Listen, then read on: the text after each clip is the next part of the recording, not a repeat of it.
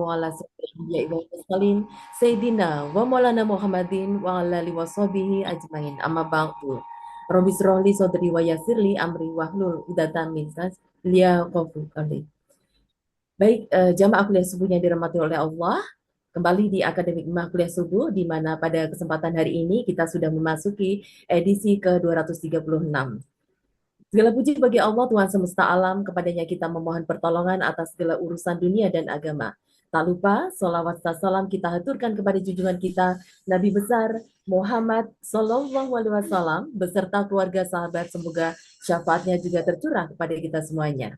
Baik jamaah kuliah subuhnya dari Allah, untuk membuka perjumpaan kita, mari kita awali dengan baca basmalah bersama-sama. Bismillahirrahmanirrahim.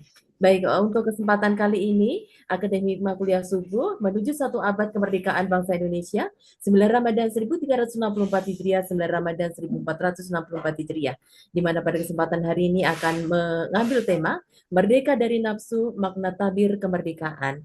Dan telah hadir di hadapan kita atau di Zoom ini, yaitu narasumber kita, yaitu Profesor Emeritus Dr. Yoyo Suryono MS, Rektor Universitas YPIP Majalengka, Jawa Barat, tahun 2025-2026, dan beliau adalah dari Universitas Negeri Yogyakarta.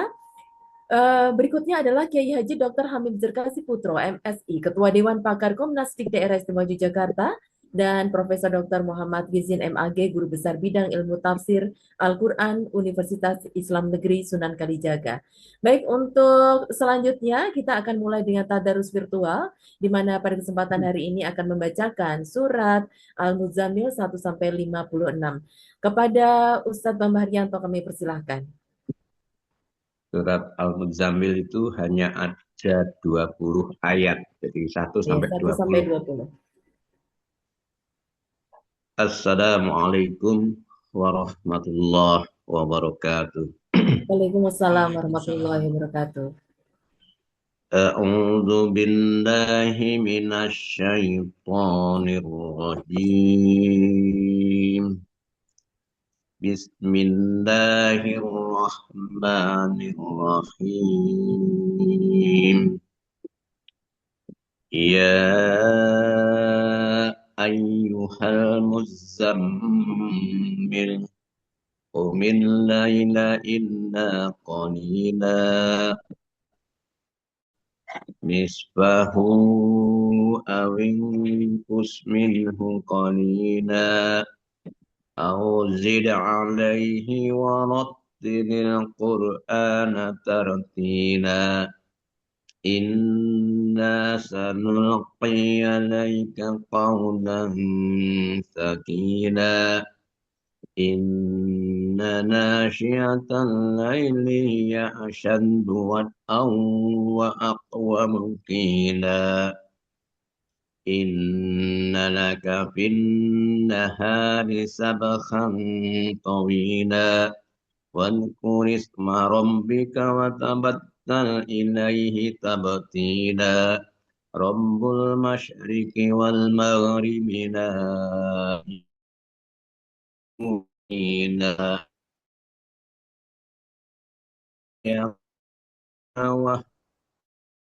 illallah wa dhar dibinahu linna'mati wa mahilhum qalila inna ladaina ankalan wa jahima wa ta'aman dha ghussatin wa adaban alima yawma tarjubul ardu wal jibalu wa kanatil jibalu kasiban mahina inna arsalna ilaikum rasulan syahidan alaikum kama arsalna ila fir'auna rasula wa asa fir'aunur rasula fa akhadnahu ahdan wabila فكيف تتقون إن كفرتم يوما يجعل الولدان شيبا السماء منفطر به كان وعده مفعولا إن هذه تذكرة فمن شاء اتخذ إلى ربه سبيلا إن ربك يعلم أنك تقوم أدنى من ثلثي الليل ونصفه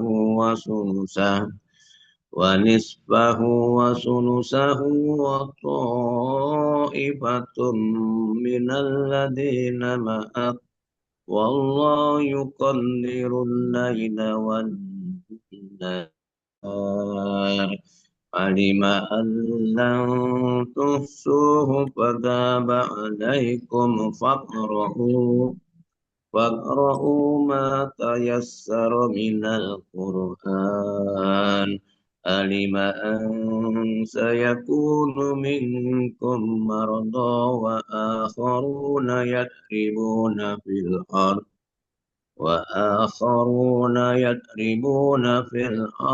يبتغون من فضل الله وآخرون يقاتلون في سبيل الله فاقرؤوا ما تيسر منه وأقيموا الصلاة وآتوا الزكاة وأقرضوا الله قرضا حسنا وما تقدموا لأنفسكم من خير تجدوه عند الله تجد عند الله هو خيرا وأعظم أجرا واستغفروا الله واستغفروا الله إن الله غفور رحيم صدق الله العظيم. Sadaqallahu azim, maha benar Allah dengan segala firman-Nya. Baik, jamaah kuliah subuh, semoga yang mendengarkan, yang membacakan mendapatkan pahala dan kita semua yang pada kesempatan hari ini juga hadir mendapatkan pahala dari Allah Subhanahu wa taala. Untuk selanjutnya Amin. kami juga mohon untuk Ustadz Bambarianto untuk bisa memimpin doa sekaligus. أعوذ بالله من الشيطان الرجيم بسم الله الرحمن الرحيم حمد الشاكرين حمد الناعمين حمدا يوافي نعمه ويكافئ مزيده يا ربنا لك الحمد ولك الشكر ولك الفضل كما ينبغي لجلالك الكريم وعظيم سلطانك اللهم صل على سيدنا محمد وعلى آل سيدنا محمد اللهم إنا نسألك بأن نسأل أنك أنت الله لا إله إلا أنت الأحد الصمد الذي لم يلد ولم يولد ولم يكن له كفوا أحد اللهم اغفر للمسلمين والمسلمات والمؤمنين والمؤمنات الأحياء منهم والأموات برحمتك يا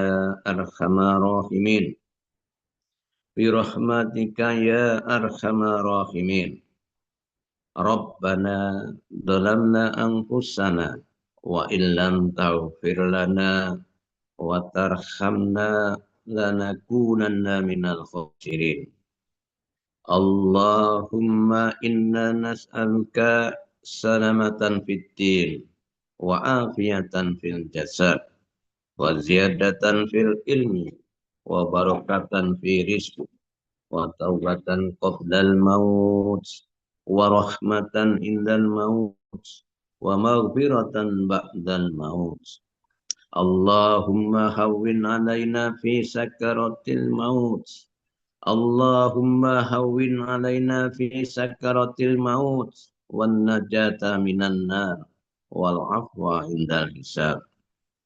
Allahumma inna nas'aluka husnal khatimah wa a'udzu bika min su'il khatimah.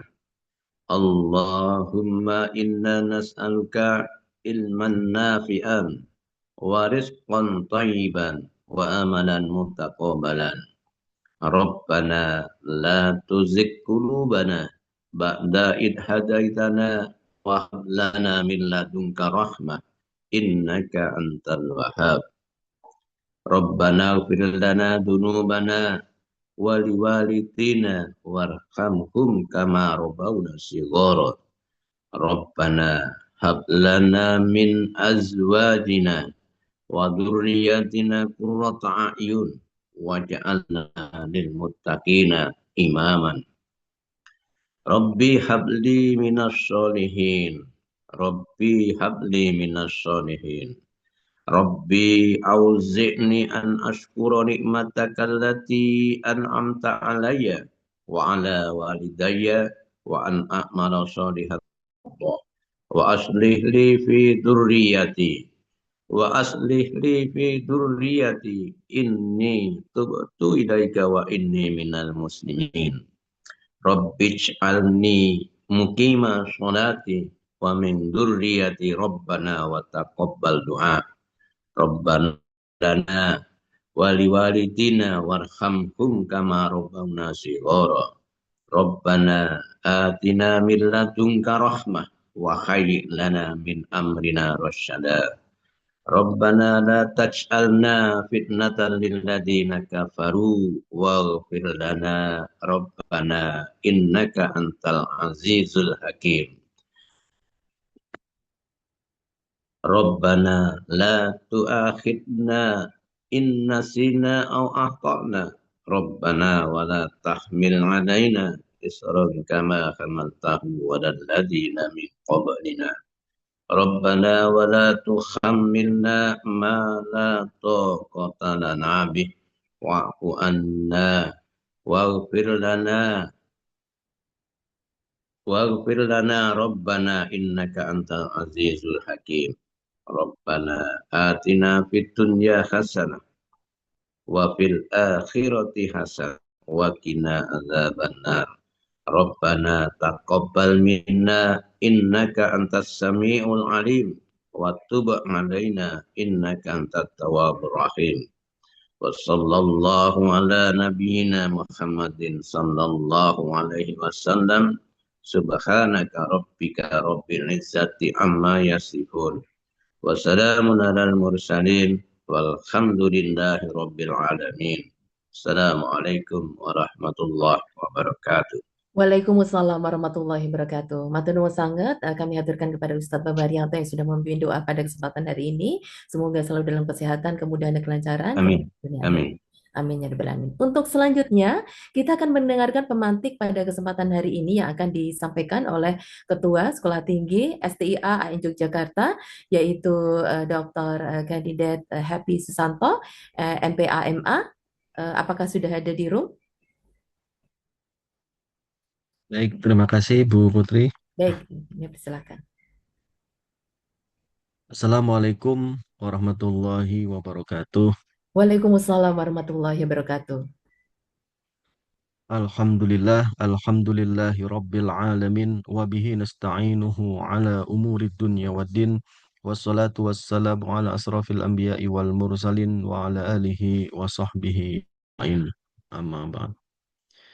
Yang terhormat Bapak para narasumber, Bapak Profesor Emeritus Dr. Yoyon Suryono MS, Rektor Universitas YPIP Majalengka Jawa Barat tahun 2025-2026, Bapak Dr. Khamim Zarkasi Putro MSI, Ketua Dewan Pakar Komnasdik Daerah Istimewa Yogyakarta, Bapak Profesor Dr. Muhammad Hirzin, Magister Agama, Guru Besar Bidang Ilmu Tafsir Al-Quran UIN Sunan Kalijaga, dan juga yang saya hormati Ibu Moderator, Ibu RR Putri Ana Nurani SSMM, dosen Universitas Proklamasi 45, juga host Bapak Insinyur Hidayatri Sutarjo MM, Majelis Lingkungan Hidup PP Muhammadiyah. Juga yang saya hormati Bapak Ustadz Bambang Haryanto dan Bapak Samsudin. Alhamdulillah, segala puji hanya milik Allah Subhanahu wa Ta'ala, Rob semesta alam yang senantiasa melimpahkan rahmat, hidayat, dan kekuatan kepada kita untuk terus menuntut ilmu dan mendekatkan diri kepadanya. Mudah-mudahan kita terus diberikan istiqomah untuk memperkuat iman Islam dan takwa kita, dan mudah-mudahan kita juga diberikan istiqomah untuk terus menambah amal dan ibadah kita di sisa hidup ini. Salawat serta salam semoga senantiasa tercurahkan kepada junjungan Nabi besar Muhammad Sallallahu Alaihi Wasallam, telah manusia sepanjang zaman. Mudah-mudahan kita semua bisa terus mengamalkan ajaran-ajaran beliau dan meneladani beliau, dan mudah-mudahan kita mendapatkan syafaat di yaumil akhir. Amin Allahumma amin. Hadirin yang dimuliakan Allah Subhanahu wa taala, alhamdulillah pada kesempatan yang berbahagia ini Akademi Hikmah kembali hadir menyapa jamaah sekalian melalui kuliah subuh edisi ke-236. Kajian ini merupakan bagian dari rangkaian tema besar yang terus kita usung bersama, yaitu menuju satu abad kemerdekaan bangsa Indonesia sejak 9 Ramadan 1364 Hijriah hingga 9 Ramadan 1464 Hijriah. Sebuah momentum refleksi panjang bagi bangsa ini untuk terus mengevaluasi diri sejauh mana kemerdekaan yang telah diraih benar-benar membawa kepada kemuliaan lahir dan batin. Pada edisi kali ini, tema yang diangkat oleh panitia adalah Merdeka dari Nafsu, Makna Takbir Kemerdekaan. Sebuah tema yang mengajak kepada kita semua untuk merenungkan lebih mendalam bahwa kemerdekaan sejatinya tidak hanya diukur dari lepasnya suatu bangsa dari belenggu penjajahan fisik, tetapi juga dari kemampuan setiap insan untuk membebaskan dirinya dari penjajahan yang jauh lebih halus dan berbahaya, yaitu perbudakan terhadap hawa nafsu. Takbir yang kita kumandangkan, Allahu Akbar, sesungguhnya bukan sekedar seruan kemenangan, melainkan juga pengakuan atas kebesaran Allah yang menundukkan segala bentuk kesombongan diri, termasuk hawa nafsu yang senantiasa mengajak kepada keburukan.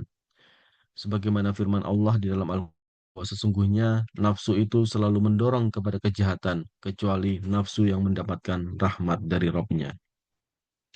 Maka kemerdekaan yang hakiki adalah ketika seorang hamba mampu menaklukkan dirinya sendiri, mengendalikan hawa nafsunya, dan menundukkan segala keinginan duniawi di bawah ketaatan kita kepada Allah Subhanahu wa Ta'ala. Dan inilah jihad yang lebih, sebagaimana sabda Nabi Muhammad SAW tentang jihad melawan diri sendiri atau jihad an-nafas. Hadirin yang berbahagia, untuk mengupas tema ini secara lebih mendalam, kita berbahagia bisa menghadirkan 3 narasumber yang kompeten di bidangnya, Prof. Yoyon, Dr. Hamim, dan Prof. Hirzin. Semoga melalui kuliah subuh pagi ini, kita semua mendapatkan pencerahan dan hikmah yang mendalam sehingga mampu memaknai kemerdekaan bukan hanya sebagai peristiwa sejarah bangsa, juga sebagai perjuangan spiritual yang harus terus kita renungkan dalam diri kita masing-masing, menuju pribadi yang benar-benar merdeka dari belenggu nafsu, menyongsong satu abad kemerdekaan Indonesia yang berkah. Selamat mengikuti kuliah subuh edisi yang ke-236. Semoga Allah Subhanahu wa Ta'ala senantiasa memberikan taufik dan hidayahnya kepada kita semua. Mungkin ini disampaikan atas nama panitia. Kami mengucapkan terima kasih kepada para narasumber, kepada moderator, host, dan pembaca doa yang telah mesumbangkan amal dan ibadahnya dalam acara ini, dan kami juga mengucapkan terima kasih kepada Bapak Ibu Zumiat yang telah hadir di acara kuliah subuh ini. Mudah-mudahan acara ini memberikan manfaat bagi kita semua. Atas nama panitia kami juga mengucapkan mohon maaf kalau ada kesalahan kekurangan dalam penyelenggaraan acara ini. Demikian yang dapat saya sampaikan. Mohon maaf apabila ada salah dan kurangnya. Terima kasih. Wassalamualaikum warahmatullahi wabarakatuh. Waalaikumsalam warahmatullahi wabarakatuh. Terima kasih kepada Rektor ataupun Ketua Sekolah Tinggi STIAIN Yogyakarta, yaitu Bapak Dr. Kandidat Happy Susanto, MA, MPA, yang sudah memberikan pemantik pada kesempatan hari ini. Dan jamaah kuliah subuh yang dirahmati oleh Allah, untuk selanjutnya kami persilahkan pada Ustadz Insinyur Hidayat Trisutarjo MM dari Majelis Lingkungan Hidup PP Muhammadiyah untuk bisa menjadi host pada kesempatan hari ini. Kami persilahkan. Bismillahirrahmanirrahim. Assalamualaikum warahmatullahi wabarakatuh. Waalaikumsalam warahmatullahi wabarakatuh. Puji syukur kehadirat Allah Subhanahu wa taala sehingga pada pagi hari ini kita masih diberi kesehatan yang prima sehingga kita bisa menjalankan salah satu amanahnya di muka bumi ini. Bapak Ibu yang dimuliakan Allah, kuliah subuh pagi hari ini cukup menarik sesuai juga dengan Agustusan ini. Dan mari kita awali saja langsung dengan lagu Indonesia Raya.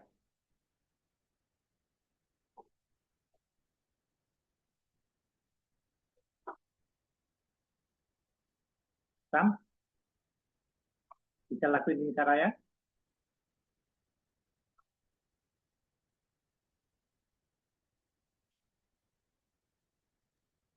Oke, kalau mungkin ada kesalahan teknis, tidak ada lagu Indonesia Raya pagi ini.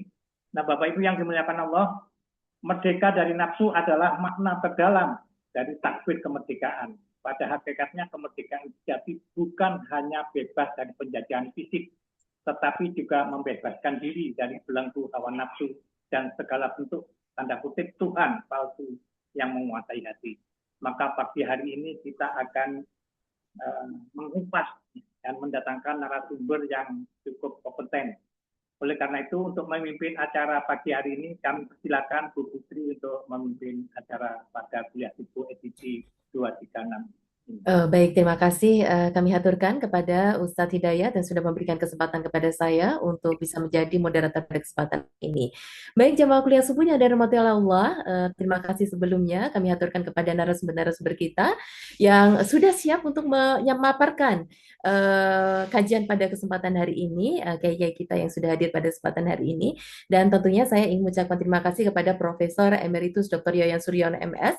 Beliau adalah Rektor Universitas YPIP Majalengka tahun 2025-2026 sekaligus guru besar dari Universitas Negeri Yogyakarta. Dan terima kasih juga kepada Kiai Haji Dr. Hamim Zarkasi Putro, Ketua Dewan Pakar Komunastik Daerah Istimewa Yogyakarta.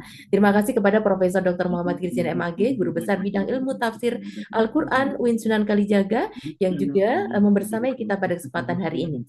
Tentunya kegiatan ini Anda bisa menyimak melalui YouTube dan juga Zoom, dan acara ini didukung oleh Universitas Proklamasi 45, STIAIN Yogyakarta, PSPIK UNY, Rumah Sambil Quran Idaman Islami, Universitas Madani, Parmusi STIE Hamfara, dan Anda bisa menyimak melalui ITY FM Medari.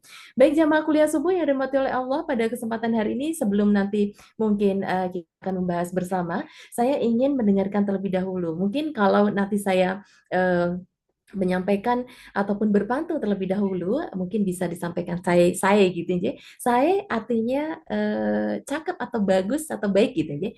Burung merpati terbang melayang, Saya. hinggap sebentar di pohon kelapa. Saya. Takbir bergema penuh kemenangan, merdeka dari nafsu menuju takwa.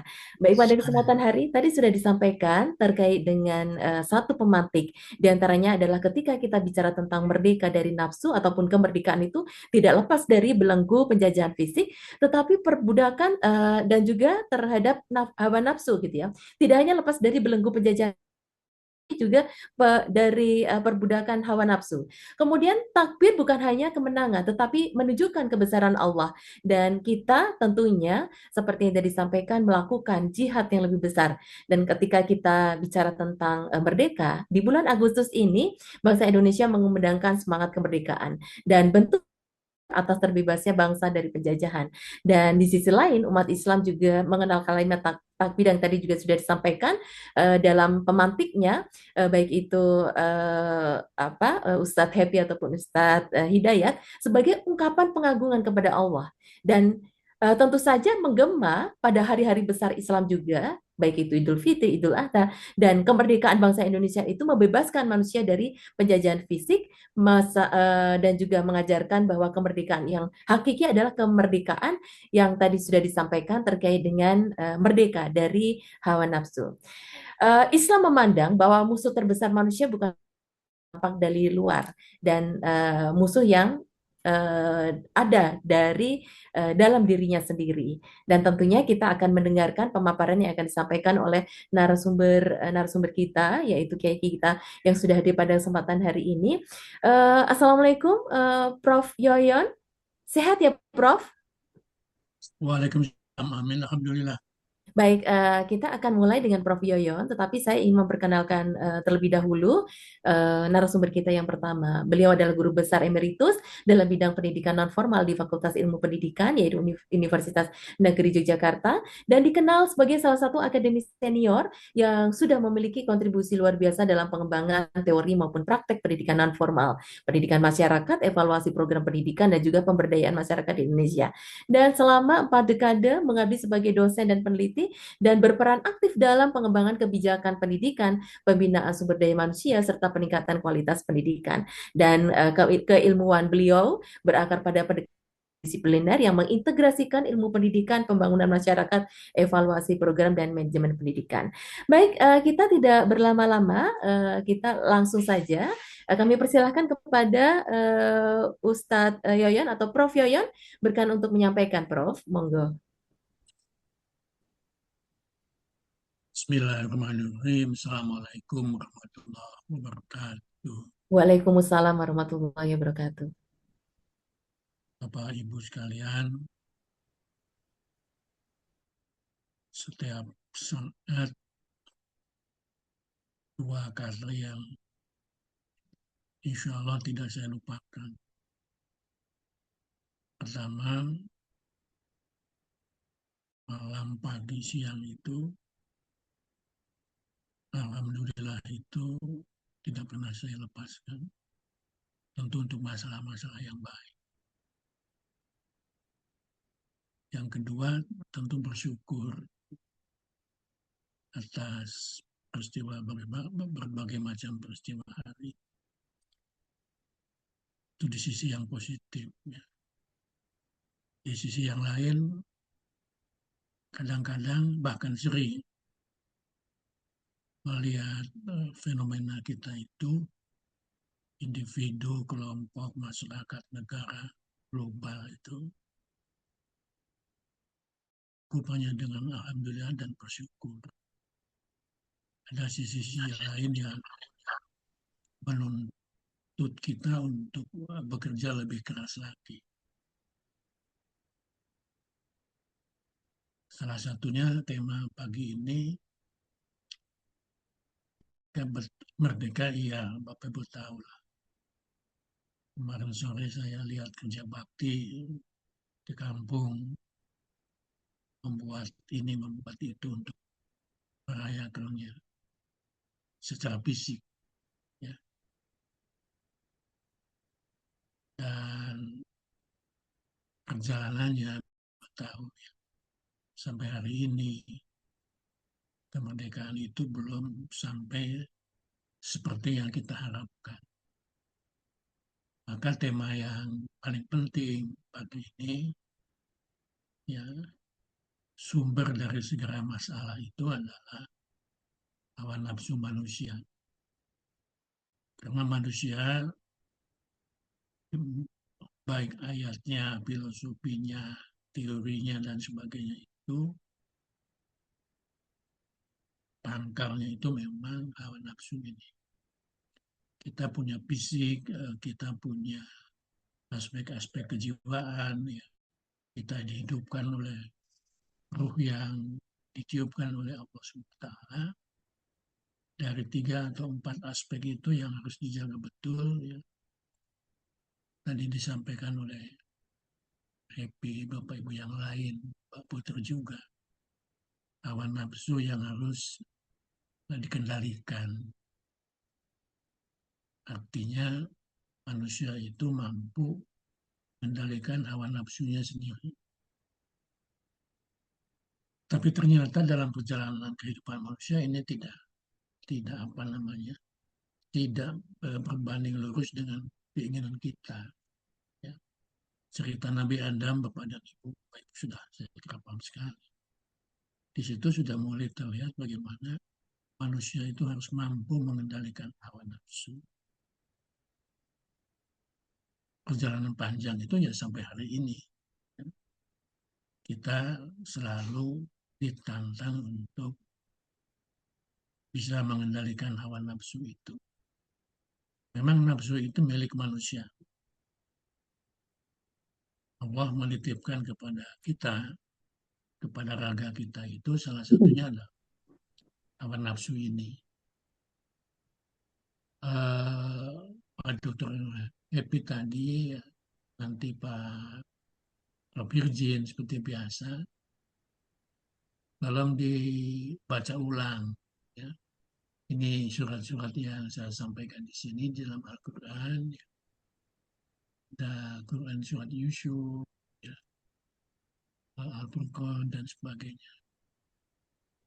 Saya tidak berani melewati Pro Virgin lah. Nanti ini ngaji ayat-ayat ini secara dalam hal ini saya lebih banyak belajar sebetulnya ya, tentang makna terdalam dari surat-surat atau ayat-ayat di dalam Al-Quran itu. Jadi itu di sebelah kiri saya kira catatan singkat. Saya berusaha untuk menyajikan seperti itu. Ya. Ini pun saya tidak kerjakan sendiri Bapak Ibu ya. Ya, saya kerjakan dengan bantuan teknologi ya. Bapak Ibu tahulah dari gambar visual ini saja siapa yang buat Bapak Ibu tahu. Bapak Ibu semua, puluh-puluh tahun saya mengembangkan keahlian saya itu dengan lebih dulu melihat fenomenanya, peristiwanya, melihat kejadiannya. Tidak berani melihat realitasnya. Saya berani sebatas melihat fenomena saja. Karena realitas itu jauh lebih sulit dibanding dengan memahami fenomenanya. Memahami fenomenanya saja sudah tidak mudah. Bapak dan Ibu, fenomena yang kita hadapi hari-hari ini dalam konteks kemerdekaan, dan kemerdekaan itu konteksnya adalah kepemerintahan negara. Kesan saya kalau kita buat neraca, mana yang positif dan mana yang negatif itu, menurut penilaian saya, lebih cenderung banyak yang harus diperbaiki. Ya kita akui prestasi pemerintah, prestasi negara, prestasi kita semua, ya tentu banyak positifnya. Tetapi masalahnya itu bagaimana kita yang negatif, yang kurang berhasil, itu kita perjuangkan menjadi sesuatu yang sangat baik. Satu contoh saja, Bapak dan Ibu. Saya terlibat di dalamnya di situ. Saya mengamati yang namanya koperasi unit desa dulu, ya zaman-zaman Orde Baru. Saya lihat di beberapa desa kantornya masih ada koperasi unit desa. Tetapi aktivitasnya tentu yang paling sangat kelihatan rutin itu hanya menerima pembayaran listrik. Itu pun kadang-kadang tidak seluruhnya. Untuk dikatakan mati juga papan tulisnya masih ada, papan namanya masih ada. Saya bergerak di BUMDes, ya, Badan Usaha Milik Desa. Puluhan saya kunjungi BUMDes di seluruh tanah air. Tentu yang bagus juga banyak. Ya. Dari kurang lebih 75.000 desa atau katakanlah 60%-nya badan usaha milik desa itu, ya, masih banyak yang tidak berhasilnya dibanding dengan yang Nah, hari ini kemarin saya lewat di satu jalan, ya kemarin lah saya kira, hari Senin kemarin, saya lewat di satu jalan, berhenti di bangunan Merah Putih, Kepresiden Merah Putih, mobilnya sudah ada, motornya sudah ada, yang belum ada isinya. Kalau isinya belum ada, ya tentu yang membelinya juga belum ada.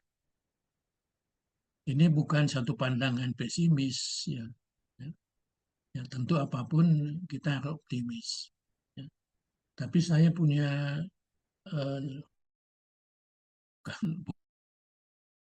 mau ngutak-ngutik gitu ya, ya bisnis plan, ya rencana bisnis, ya, itu eh, tidak mudah juga itu untuk apa namanya memperoleh keuntungan.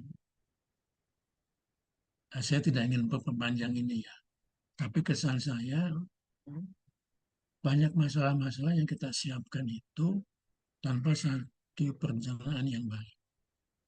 Itu kesan saya. Satu. Bapak dan Ibu, di tempat saya beberapa minggu yang lalu, saya diminta tanggapan tentang OTK, tertangkap OTK. Nanti saya bilang, andai kata Bapak Ibu silakan mencari di media sosial atau dimanapun ya, data-data perilaku korupsi itu makin banyak. Tidak hanya kuantitas, tidak hanya kuantitas jumlah orangnya, ya, tetapi juga jumlah uangnya, jumlah kerugian negaranya, kira-kira begitu ya. Sama sekali saya tidak berpretensi untuk mengkaji ini. Ya. Yang saya ingin kemukakan kepada Bapak Ibu itu adalah bagaimana fenomena kehidupan kita ya masih banyak hal yang tadi kita lihat ya. Dalam bahasa saya banyak kan yang harus diperbaiki. Ya. Karena itu merupakan kekurangan, kelemahan dan bidang-bidang yang real itu terjadi sekarang begitu. Ya, kalau ditanya data, cari aja nih. Uh, ini saya kemukakan fenomena ini salah satunya atau fenomena-fenomena yang lain viral di media sosial. Kalau kita telusur ke belakang itu, ya uh, kita berhadapan dengan kerusakan sosial. Ya. Pak Dr. Epi saya kira bisa uh, menampilkan ini dalam catatan-catatan lain. Tidak hanya kerusakan alam, Bapak. Tidak hanya kerusakan moral. Ya, saya menyebutnya kerusakan sosial. Itu fakta hari ini. Jadi saya berani mengatakan, ya, semacam premis, semacam postulat apapun itu, hari ini kita menghadapi persoalan kerusakan sosial yang sangat parah. Ya. Kata parah di sini tentu skala kecil sampai dengan skala besar. Tapi ya kerusakan sosial atau kerusakan moral. Faktor ini, fenomena ini, kalau diurut ke belakang, ya, tentu ada faktor-faktor yang berpengaruh. Salah satunya tadi fenomena korupsi tadi.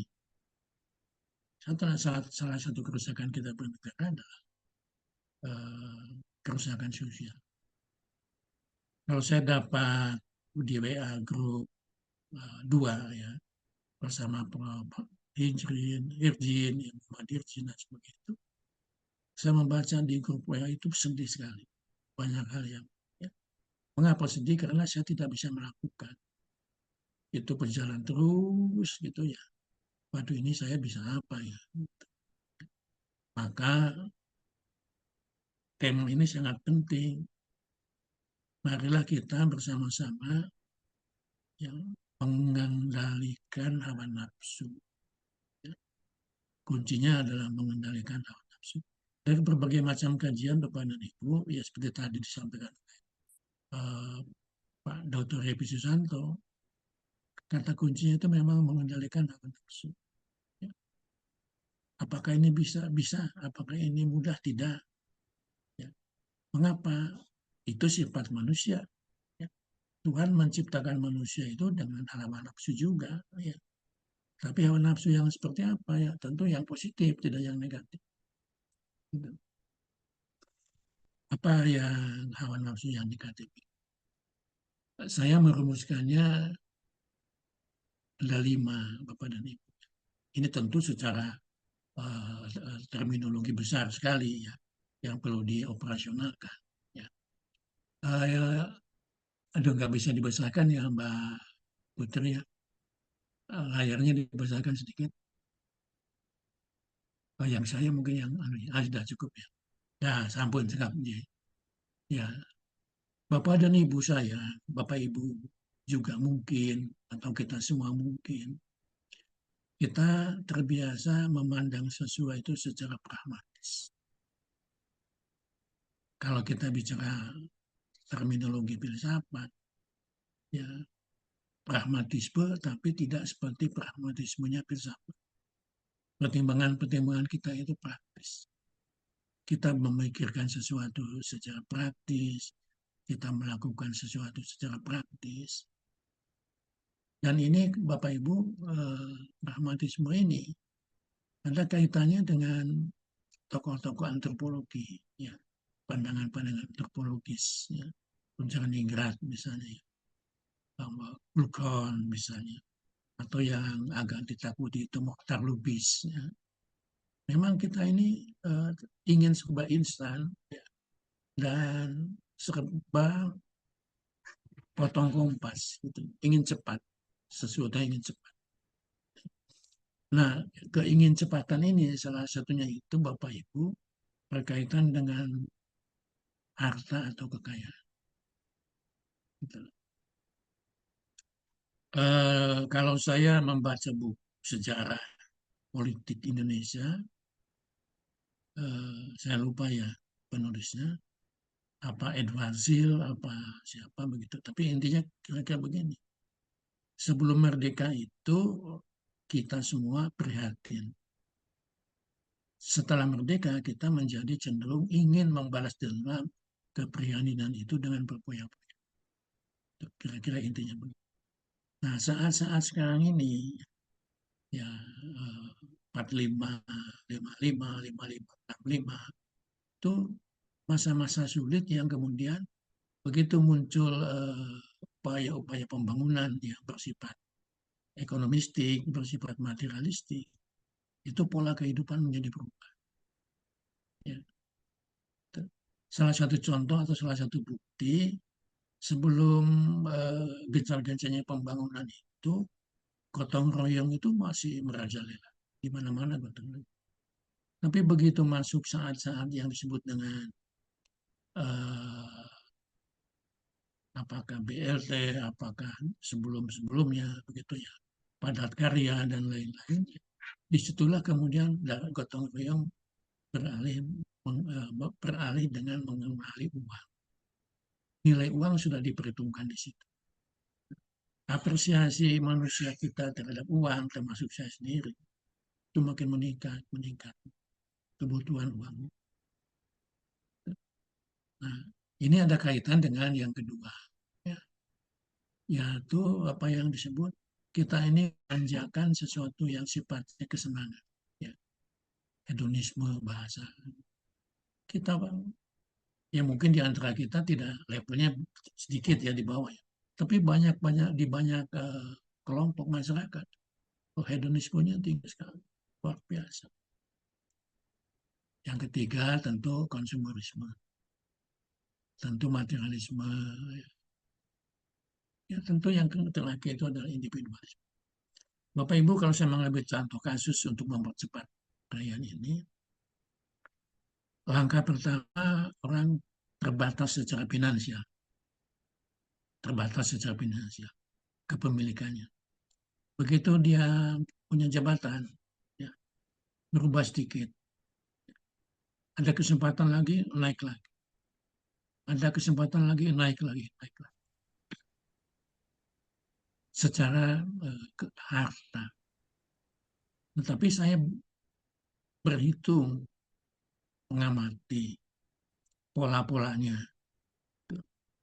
Dengan berbagai macam kekayaan itu, di ujungnya itu kemudian adalah, kalau orang Jawa mengatakan, harta tahta wanita.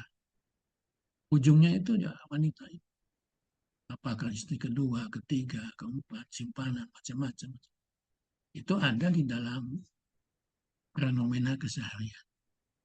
Mohon maaf Bu Titi ya, Bu Putri ya, kalau saya membuat ilustrasi seperti itu.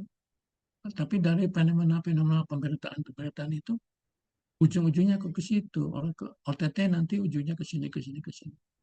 Jadi sebetulnya kearifan lokal, Jawa terutama, harta tahta wanita itu memang terjadi seperti itu.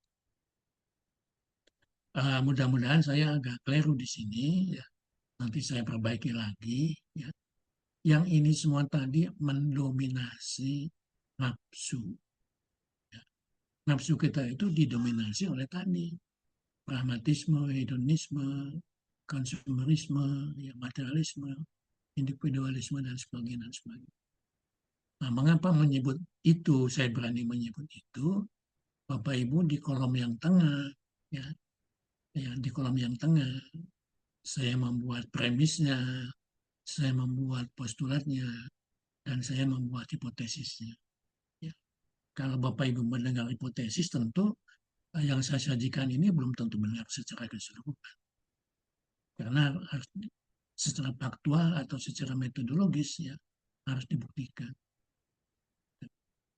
Tapi poin pagi ini saya singkat, ya.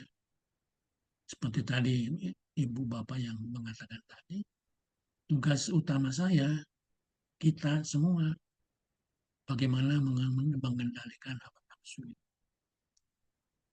Kalau cerita sejarah kemerdekaan, wah panjang sekali. Oleh karena itu, Bapak dan Ibu, ya, ini model yang sedang saya kembangkan, ya. Karena saya selalu berpikir itu, Bapak Ibu, secara fenomenologis.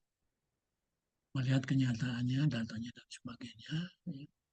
Saya rangkum fenomena-fenomena itu ya, dalam satu premis atau beberapa premis. Ya. Semampu saya tentu. Ya.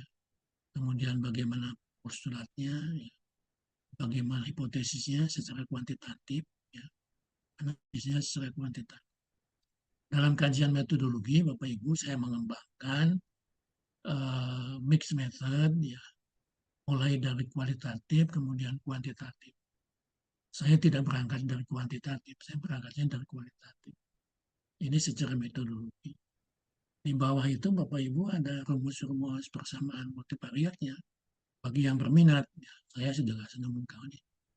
Yang akan mengembangkan disertasi, salah satu tema itu bisa diambil dari yang 5 itu, tentu dengan kajian-kajian yang baik. Saya kira masih ada waktu untuk Bapak Ibu yang lain, saya tidak terlalu panjang. Kesimpulan yang saya ingin sampaikan pertama, Bapak Ibu sekalian, betul sekali, kontekstual sekali tema pagi ini. Kemerdekaan itu sebetulnya di mana letak paling penting. Ya, ya karena makna terdalam dari kemerdekaan itu adalah, Bapak Ibu, ya, kita bisa melakukan sesuatu ya, dengan lebih baik, ya, dipandu oleh akal sehat, dipahami oleh hati secara sangat mendalam, ya, dan kemudian ya, nafsu itu bisa berjalan sesuai realnya dia harus berjalan. Kenapa? Kita pandu dengan hati, lebih-lebih kita pandu dengan akal. Tentang akal ini, Pak Prof. Yudin, saya kekurangan kata-kata. Memahami kehidupan kita hari ini, kalau saya menggunakan logika normal, logika klasik, tidak ketemu. Sehingga saya pikir ini, yang terjadi ini harus menggunakan logika apa ya? Saya masih nggak tahu juga. Ya. kejadian-kejadian dalam konteks kehidupan kita, ya, baik kehidupan masyarakat maupun kehidupan bernegara. Kadang-kadang kejadian-kejadian itu sulit ditangkap dengan nalar yang logis kadang-kadang. Saya tidak bisa mencari kata-kata yang lain, ya apakah itu sebab disrupsi atau apa, ya. Tapi saya sampai kepada satu kesimpulan, bagaimana ya cara memahami jalan keluar yang paling sangat mudah bagi saya, lupakan itu semua, tidak usah mikir itu. Tapi saya punya tanggung jawab juga, ya. Punya tanggung jawab, ya, sedikit apapun, ya bersama-sama memperbaiki negeri ini. Saya kira itu, Bu Putri, Bapak Ibu sekalian. Tentu saya ingin mohon maaf andai kata tidak seperti yang diharapkan, ya. Tapi saya bisa silaturahmi pagi ini di sini. Prof. Virgin yang ketemunya itu hanya di WA, Prof. Hamim, ya. Apalagi ini ada banyak sekali lah, ya. Ya, saya tiap pagi baca tuh Prof. Virgin itu di WA-nya. Tapi hanya lewat itu aja. Kadang-kadang saya cuma senyum-senyum saja, gitu. Begini ini ya kita menghadapi keseharian kita itu. Ya. Mohon maaf Bapak Ibu sekalian, ya. Andai kata ada hal yang baik tentu ya, kita kembangkan bersama-sama, yang baik bersama-sama. Saya tidak bisa menyebut satu-satu di sini, ya. Bu Tri atau Nuhun, terima kasih kesempatan pagi ini. Bapak Ibu sekalian, Mas Hamim, ya. Sehat-sehat Mas Hamim, ya. Dijaga pandangannya katanya tadi habis Ini operasi. baru operasi katarak, Bro. Terutama masih jadi pandangan silau matahari dan lain sebagainya. Matur suwun Bapak Ibu sekalian, wallahu ila aqwal thoriq. Assalamualaikum warahmatullahi wabarakatuh. Waalaikumsalam warahmatullahi wabarakatuh. Matur nuwun sangat pemaparan yang luar biasa yang sudah disampaikan oleh Profesor Yoyon Suryono, dan tentunya ketika kita membahas terkait dengan apa yang disampaikan kerangka konseptual FRK, FRK ini adalah terkait dengan fenomenologi reflektif kritis, dan tadi juga disampaikan oleh Prof bagaimana dari acuan konseptual Qurani, kemudian premis, postulat, hipotesis, kemudian nanti ada juga hubungan permodelan multivariat. Dan tentunya ketika kita bicara tentang FRK itu akan memadukan bagaimana fenomena, refleksi nilai, dan juga kritik sosial untuk menghadirkan pemahaman yang utuh dan solitif. Satu lagi, kemerdekaan sejati bukan bebas dari penjajahan, tetapi yang terpenting adalah bebas dari penjajahan hawa nafsu tadi yang disampaikan. Dan konsep FRK ini tentu kita bicara tentang kemerdekaan batin. Nanti akan dikupas lebih banyak lagi tentunya dengan perspektif yang selanjutnya.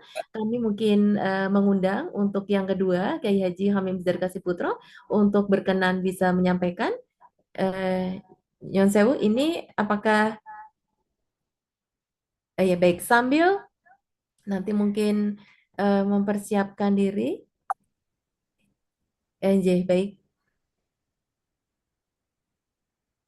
Kami persilahkan kepada Kiai Hamim untuk bisa menyampaikan dari Komnas Dik Daerah Istimewa Yogyakarta. Terima kasih Mbak Putri. Assalamualaikum warahmatullahi wabarakatuh. Waalaikumsalam warahmatullahi wabarakatuh. Terima kasih atas waktu yang diberikan kepada saya untuk bersama-sama berdiskusi tentang mensyukuri kemerdekaan bangsa Indonesia. Dan karena saya juga mungkin akan perspektif yang agak berbeda, karena kebetulan disiplin ilmu saya adalah ketahanan nasional, ya. Jadi saya alumni ketahanan nasional UGM, dan insya Allah ijazah saya asli lah, ya. Tidak perlu diperdebatkan gitu. Saya akan mencoba untuk membuka apa yang sudah saya persiapkan, mudah-mudahan bisa, ya. Oke, saya lihat pertama bahwa hakikat dari hubungan atau keterkaitan antara proklamasi dan pembukaan Undang-Undang Dasar 45, ya. Jadi kalau proklamasi itu adalah difahami sebagai pernyataan kemerdekaan bangsa Indonesia yang merupakan sebagai sumber hukum. Sedangkan pembukaan Undang-Undang Dasar 1945 sebagai deklarasi kemerdekaan merupakan pedoman dasar dan peraturan pokok yang akan dijadikan pegangan dalam mengisi kemerdekaan. Nah, ketika kita berbicara tentang proklamasi, masih ada perdebatan apakah Indonesia ini merdeka itu hadiah Jepang ataukah karena pakai Allah Akbar gitu ya. Nah, kita lihat secara historis, Bapak Ibu sekalian, memang tidak ada, ya pasti ada keterkaitan antara kemerdekaan bangsa dengan peran Jepang, karena waktu itu masih menjajah Indonesia. Ya. Ketika Jepang mulai terdesak oleh sekutu, maka Jepang memberikan janji-janji kemerdekaan bagi bangsa Indonesia. Pertama, tanggal 7 September 44, Perdana Menteri Koiso menjanjikan kemerdekaan Indonesia di kelak kemudian hari, yang sebagai realisasinya 29 April 45 dibentuklah Dikuritsu Yumbityo Shokai.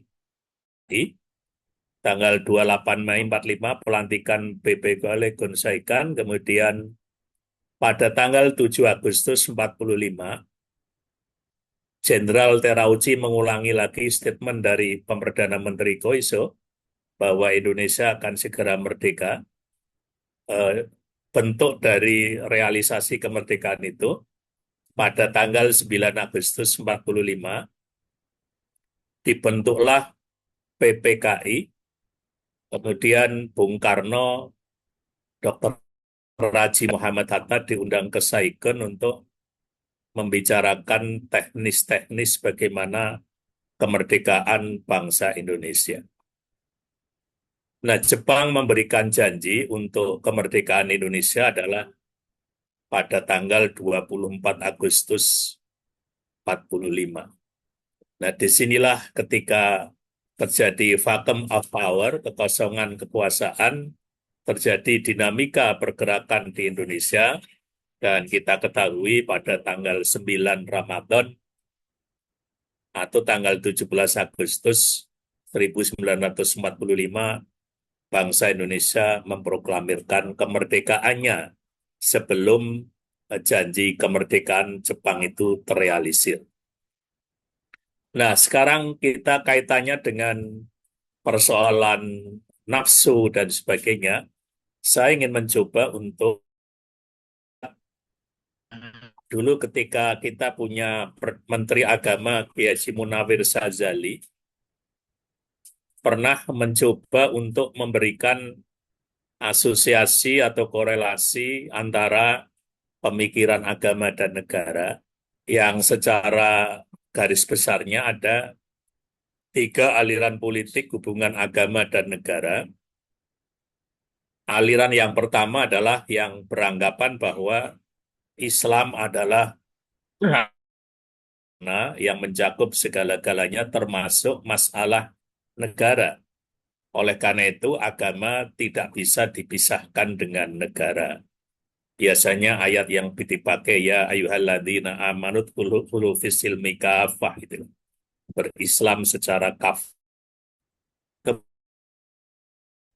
Aliran politik yang kedua adalah aliran yang mengatakan bahwa Islam tidak ada hubungannya dengan negara karena Islam tidak mengatur kehidupan bernegara atau pemerintahan. Menurut aliran ini, Rasulullah Muhammad SAW tidak punya misi untuk mendirikan negara.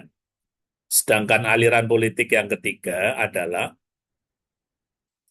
aliran yang mengatakan bahwa Islam tidak mencakup segala-galanya, tetapi mencakup seperangkat prinsip dan tata nilai etika tentang kehidupan bermasyarakat termasuk bernegara. Oleh karena itu, dalam bernegara, umat Islam harus mengembangkan dan melaksanakan nilai-nilai dan etika yang diajarkan secara garis besar oleh ajaran Islam. Nah, kelihatannya para pendiri Republik lebih kepada aliran yang ketiga ini. bahwa nilai-nilai ideal itu ada di dalam nilai-nilai Islam, ada untuk mengatur kehidupan berbangsa dan bernegara. Yang berikutnya adalah bagaimana hubungan negara dan agama menurut negara Pancasila. Jadi ini adalah ringkasan yang nanti mungkin bisa kita diskusikan kaitannya dengan kenapa kita tidak bisa mengendalikan nafsu kita. Kita perlu kembali kepada konstitusi resmi kita. Negara adalah berdasarkan atas ketuhanan yang Maha Esa. Bangsa Indonesia adalah sebuah bangsa yang berketuhanan yang Maha Esa. Konsekuensinya bahwa setiap warga negara memiliki hak asasi untuk memeluk dan menjalankan ibadah sesuai dengan agamanya masing-masing. Kemudian yang ketiga, tidak ada tempat bagi ateisme dan sekularisme, karena hakikatnya manusia berkedudukan kodrati sebagai makhluk Tuhan. Nah, di sini kalau ketika tidak ada tempat bagi sekularisme, hedonisme, dan sebagainya, mungkin nanti bisa kita diskusikan. Yang berikutnya, tidak ada tempat bagi pertentangan agama, golongan agama, antar dan inter pemeluk agama, serta antar pemeluk agama. Jadi persoalan-persoalan yang berkaitan dengan SARA itu tetap saja masih menjadi perhatian kita. Kemudian yang kelima, la ikraha fiddin, tidak ada tempat bagi pemaksaan agama, karena ketakwaan itu bukan hasil paksaan bagi siapapun juga. Oleh karena itu harus memberikan toleransi terhadap orang lain dalam menjalankan agama di dalam suatu negara. Kemudian yang berikutnya bahwa segala aspek dalam pelaksanaan dan penyelenggaraan negara harus sesuai dengan nilai-nilai ketuhanan yang Maha Esa, terutama norma-norma hukum positif maupun norma moral negara maupun moral para penyelenggara negara. Nah, ini mungkin yang perlu menjadi catatan kita, moral negara dan moral para penyelenggara negara itu harus bisa menahan diri, menjaga diri untuk bisa menjadi panutan, memberi contoh bagi masyarakat dan bangsa Indonesia. Yang ke-8, negara pada hakikatnya adalah merupakan atas berkat rahmat Allah yang Maha Kuasa. Inilah pengakuan bangsa Indonesia, bahwa kita merdeka bukan hanya perjuangan sendiri, tetapi adalah di situ ada tangan Tuhan yang berbicara, dan oleh karena itu teriak takbir Allahu Akbar merupakan sumber inspirasi juga untuk menjaga persatuan dan kesatuan bangsa kita. Nah, kemudian yang berikutnya kajian tentang hubungan Islam dan negara di Indonesia, artinya kita akan mencermati berbagai dinamika yang terjadi ya. Jadi secara umum dapat digolongkan dalam dua macam hubungan, yaitu hubungan yang bersifat antagonistik dan hubungan yang bersifat akomodatif. Hubungan yang antagonistik merupakan sifat hubungan yang mencirikan adanya ketegangan antara negara dengan Islam, sedangkan hubungan akomodatif lebih dipahami sebagai sifat hubungan negara dan agama satu sama lain saling mengisi. Bahkan ada kecenderungan memiliki kesamaan untuk mengulangi berbagai konflik yang terjadi. Nah, Bapak-bapak, Ibu-ibu sekalian, inilah beberapa pemikiran yang saya sampaikan yang mungkin nanti mudah-mudahan bisa memberikan warna, memberikan bahan untuk kita berdiskusi lebih luas lagi. Jadi intinya bahwa kalau kita melihat hubungan yang sangat harmonis antara negara dan agama, ya yang pertama kebetulan kita merdeka di bulan Ramadan ya, di mana bangsa Indonesia sedang melaksanakan ibadah khusus, dan disitulah kita memproklamirkan kemerdekaan. Dan yang kedua bahwa kita merdeka, para pendiri Republik juga mengakui bahwa kita merdeka adalah atas berkat rahmat Allah yang Maha Kuasa. Artinya apapun kejadian itu adalah merupakan takdir dari Allah Subhanahu wa Ta'ala, Dan kita harus memberikan realisasi kesyukuran kita itu dengan mengisi kemerdekaan dengan cara yang sebaik-baiknya, kemampuan untuk mengendalikan diri dan sebagainya. Dan dengan cara yang seperti itulah kita bisa memberikan makna yang maksimal tentang kemerdekaan bangsa Indonesia yang sebentar lagi mungkin akan sampai kepada seabad kita merdeka. Terima kasih. Assalamualaikum warahmatullahi wabarakatuh. Waalaikumsalam warahmatullahi wabarakatuh. Kami haturkan terima kasih kepada Kiai Haji Hamim Zerkasi Putra MSI yang sudah memberikan pemaparan pada kesempatan hari ini. Beliau adalah akademisi senior di bidang tadi juga ketahanan, kemudian pendidikan, psikologi pendidikan, dan juga pendidikan Islam yang saat ini juga menjadi dosen di program studi Magister Pendidikan Islam Anak Usia Dini, Fakultas Ilmu Tarbiyah dan Keguruan Universitas Islam Negeri Sunan Kalijaga.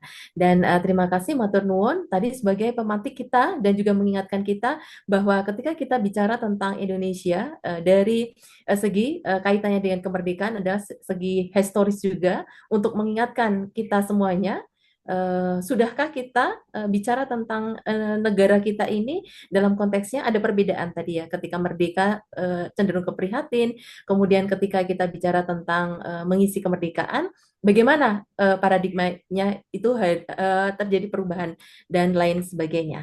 Nah, Indonesia merdeka bukan perjuangan sendiri, tapi ada tangan Tuhan disampaikan dan kaitannya juga dengan hubungan negara dan agama menurut Pancasila, hubungan Islam dan negara di Indonesia juga. Baik, untuk selanjutnya kita akan melanjutkan.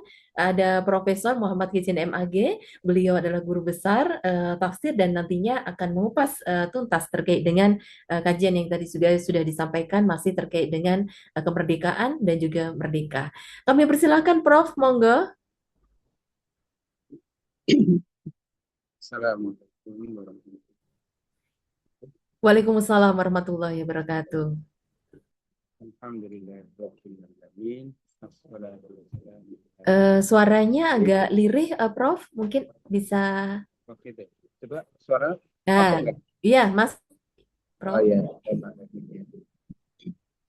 Alhamdulillahirrahmanirrahim. Wabihi nasta'in ala umur dunia. Wassalatu wassalamu ala wa ala alihi wa sahbihi ajmain. Yang terhormat Bapak Profesor Yoyon Suryoma, Bapak Hamim Zerkasi, Menteri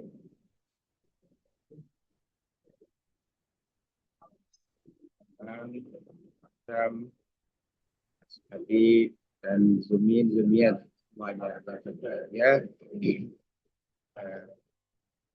Kita sudah memberi pencerahan dari Hakim.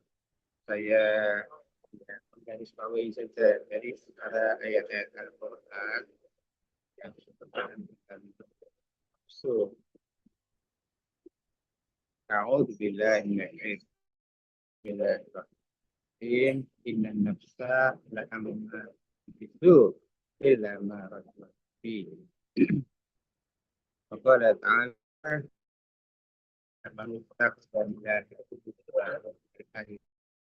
sesungguhnya nafsu itu cenderung menyuruh kepada yang kecuali nafsu yang disayang Tuhan. Subhanahu wa ta'ala mengingatkan, apakah kamu tidak pernah melihat orang yang membutuhkan hawa nafsunya? Dua hal ini, yang pertama adalah nafsu, tadi disinggung oleh Prof. Yoyon ya, nafsu itu bukan hal yang buruk, itu anugerah. Mungkin dalam istilah kita itu dorongan untuk berbuat. Ya. Paling gampang ya kita mengatakan kalau kita ogah-ogah kan berarti kita nafsu makan kita kurang, ya nafsu makan. Dorongan. Bayangkan kalau manusia tidak punya nafsu, gitu ya. Mohon maaf ini, kalau manusia nafsu seks, ya manusia akan punah, ya karena tidak ada proses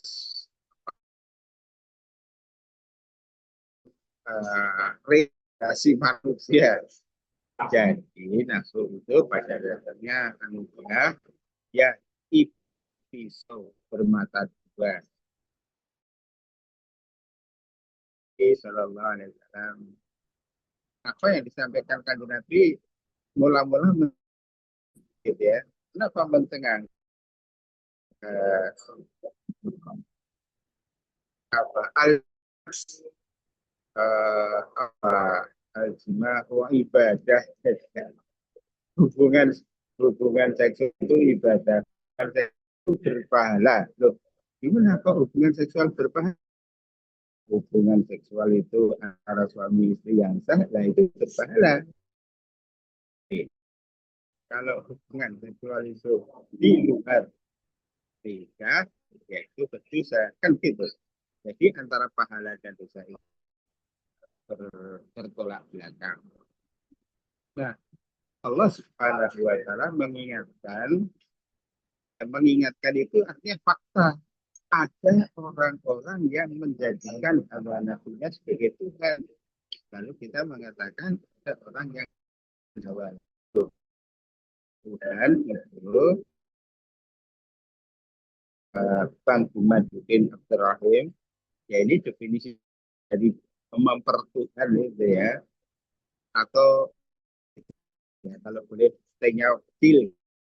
Tuhan ialah pihak yang paling dinomor satukan dalam hidup seseorang.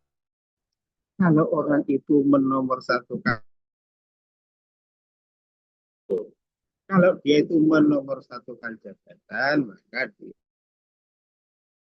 kalau dia menomor satukan uang, pagi, siang, sore, malam yang dipikir, yang tidak ada uang, ya berarti dia mempertuhan uang. Nah, tentu saja dalam konteks itu bisa dikatakan paling itu orang mempertuhan uang itu sebenarnya juga bagian dari mempertuhankan hawa nafsu.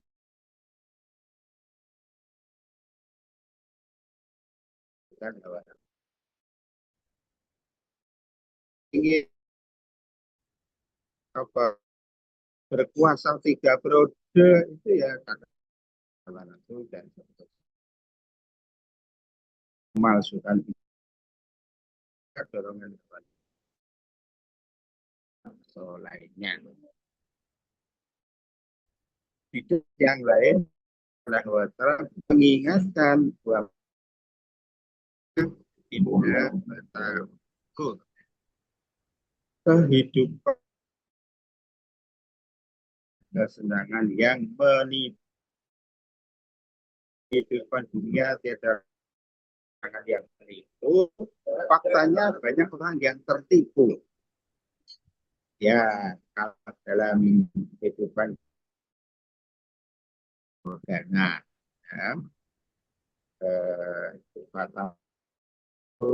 ya sesuatu kalau di padang pasir atau di tanah itu tampak seolah-olah ada air bagaimana pengalaman Siti dari bukit sofa ke bukit pasir yang begitu itu tampak seperti ada ya. Dan kehidupan dunia itu ya seperti fatwa tidak perlu tertipu oleh dosa. Berikutnya ini ungkapan bahwa akal dan nafsu ini relasi akal dan nafsu terus di garis bawahi ya. Antara akal dan nafsu itu bagaikan joki dengan budaya. Hubungan antara akal dan nafsu joki dengan budaya. Akal joki yang dan budaya nafsu itu pun joki. Tapi faktanya ironinya banyak joki yang mengikutinya ya. Joki mengikuti ya lari ya apa korupsi, apakah itu kolusi, apakah itu manipulasi, dan lain-lain. Nah, jadi renungkan tidak jelek, gitu ya. Kalau kuda tidak punya itu, kudanya nggak mau berjalan, nggak mau berlari. Ya. Apa arti naik kuda tapi kudanya loyo, gitu ya. Jadi masih pertama bahwa nafsu oleh Allah, anugerah dari Allah Subhanahu wa taala, dorongan untuk bertindak. Nah, dorongan untuk bertindak itu harus diberikan, yaitu ini patut apa tidak, ini apa tidak, dan seterusnya. Nah, dalam syairnya, mungkin kalau di Indonesia kan kurang lebih apa ini ya nafsu aktifli, nafsu seperti bayi. Ini kan pengalaman konkret kita ya, kita punya di bayi paling tidak bisa menghayati bayi. Apa nafsu itu seperti bayi? Bila mana bayi itu ya, nafsu itu tidak disapih, maka akan terus menuntut seperti halnya bayi. Ya, mohon maaf ini sampai usia bukan hanya balita ya. Kalau tidak disapih, usia 5 tahun ya masih pengen nyusu. Dan 1 tahun ya masih pengen nyusu ya. Nah, tetapi kalau bayi KP bahkan ya mungkin agak ironis karena ada ibu-ibu yang ya kemarin dalam diskusi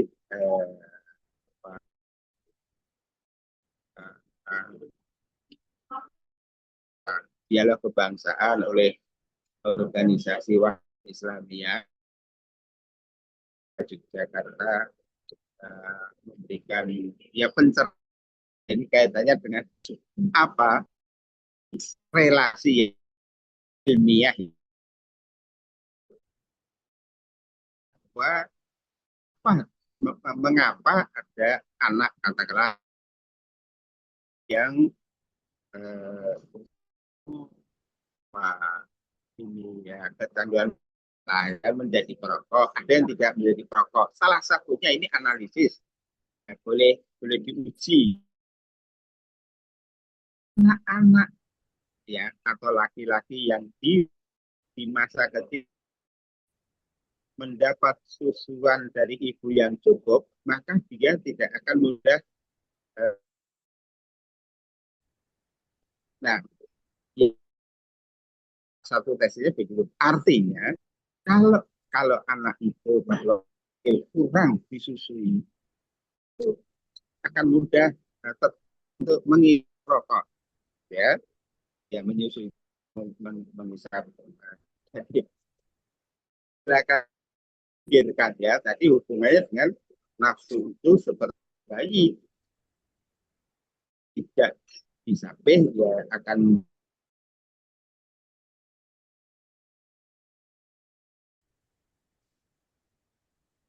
berikutnya apa? Nafsu itu, nah ini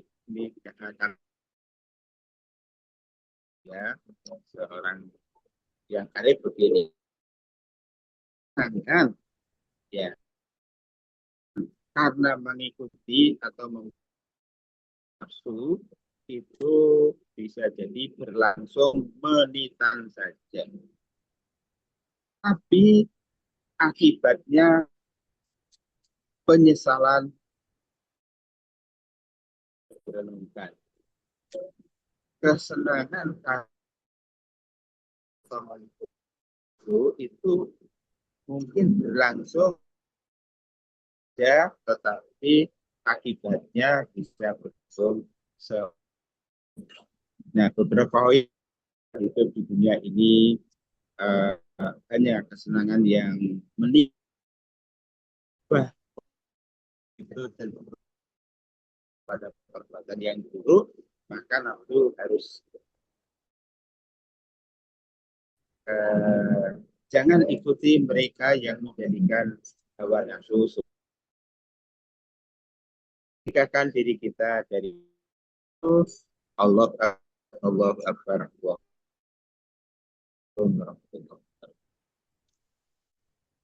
Waalaikumsalam.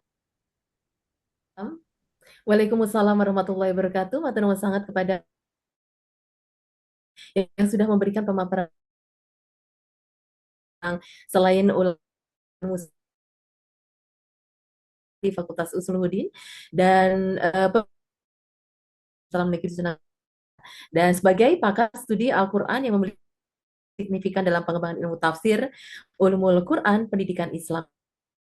Baik, terima kasih Prof sudah memberikan pemaparan pada hari ini, dan saya juga mengundang tadi disampaikan oleh Prof kita bicara tentang nafsu. Bukan berarti nafsu tidak boleh ya. Nafsu adalah anugerah dari Allah dan itu yang ibadah. Jadi harus bisa dikendalikan dan sebagainya. Sebelumnya kami persilahkan bagi Anda jamaah yang ingin menyampaikan pendapat ataupun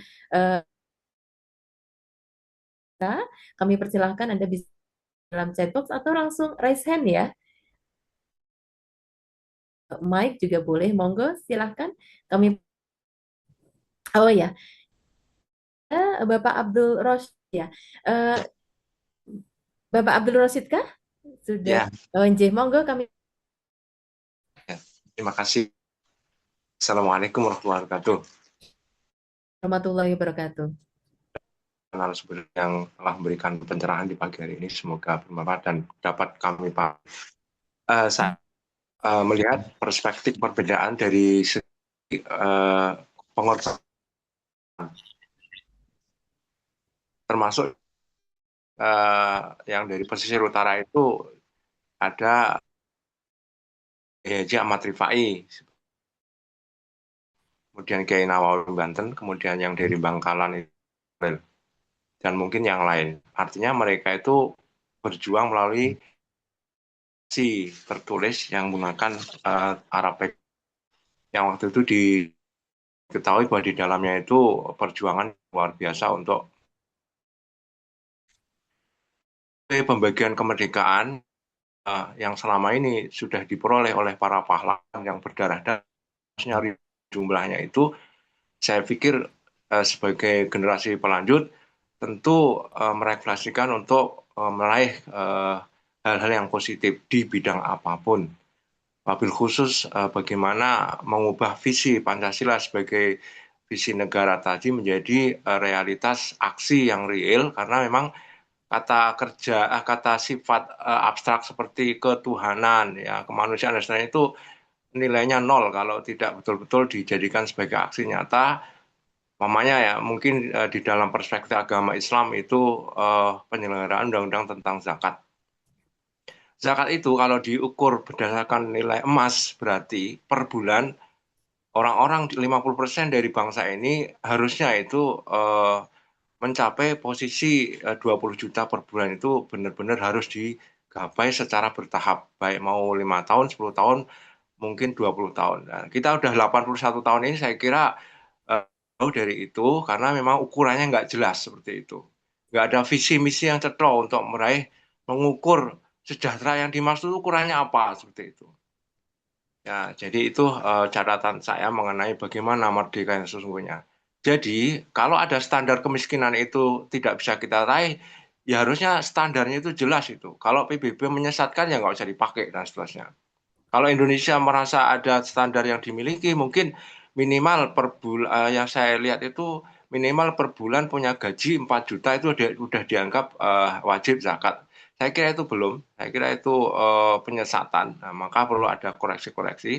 Nah, mohon nanti ini karena perspektif saya sendiri, mohon kalau ada tanggapan bisa kita jadikan sebagai tolak ukur atau ukuran baru bagaimana mengisi kemerdekaan yang sudah 80 tahun ini. Atau jiwa merdeka itu sebenarnya karena kita sebagai warga dunia lagi, bukan hanya warga Indonesia, adanya medsos segala itu sudah membuat kita ini tidak dibatasi oleh negara.